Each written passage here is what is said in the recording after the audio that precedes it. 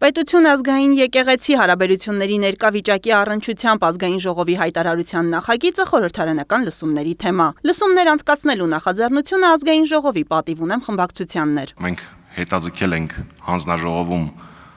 հայտարարության քննարկումը, որպեսզի այսօրվա լսումների արդյունքում արդեն լրամշակված տարբերակով ներկայացնենք հայտարարության տեքստը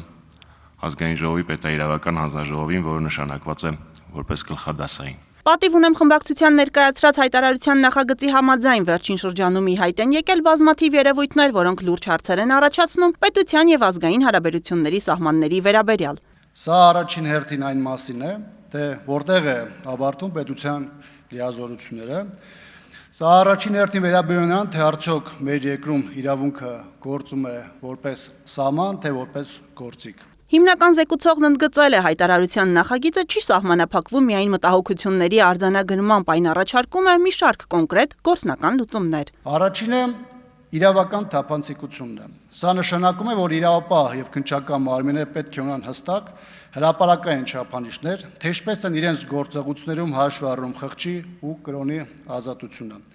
Երկրորդ լուծումը ըստ նախագծի միջազգային իրավական խորհրդատվությունն է, առաջարկվում է դիմել Վենետիկի հանձնաժողով հեղինակավոր մասնագիտական կարծիքի համար։ Երրորդը արդարադատության ապաքաղաքականացումն է։ Սա նշանակում է, որ բարձր հնչեղություն ունեցող գործերով պետք է առավել խիստ պահպանվեն դատական անկախության, անաչառության եւ արդար դատաքննության չափանիշները։ Չորրորդը զեկուցողի մարդու իրավունքների պաշտպանի ակտիվ դերակատարումն է։ Հարակից ելույթում Հայաստանի Հանրապետական կուսակցության նախագահի տեղակալ Լույս հիմնադրամի գործադիր տնօրեն Դավիթ Հարությունյանը անդրադառնալով հայտարարության նախագծին ընդգծել է, որ այն վերաբերվում է հարցին բացառապես սահմանադրության տեսանկյունից։ Իրականում այսօր քննարկվող հայտարարությունը մեկ բանի մասին է՝ իրավական պետության սահմանների մասին։ Այդ սահմանների կարևոր հատվածից է պետություն եկեղեցի սահմանազատումը։ Դավիթ Հարությունյանի խոսքով չեն կարող լինել սիրելի եւ ոչ սիրելի սահմանադրական դրույթներ։ Այս հայտարարության հիմնական թեզը հետևյալն է. սահմանադրությունը սահմանազատել է պետության եւ եկեղեցու լիազորությունները, այդ սահմաններից դուրս որևէ գործողություն արգելված է։ Խորհրդարանական լսումների մասնակիցներն իրենց ելույթներում արդիական ու հրատապ են համարել քննարկվող թեման։ Անդրադարձ է կատարվել ազգային անվտանգության ռազմավարությանը, պետություն եկեղեցի փոխհարաբերություններին, իրավունքի գերակայությանը, մարդու իրավունքների պաշտպանությանը, ինչպես նաև մտքի, խղճի եւ դավանանքի ազատությանը։ Խնդիրը ոչ միայն իրավականն է, այլև քաղաքական եւ ել ավելի բարոյական, որովհետեւ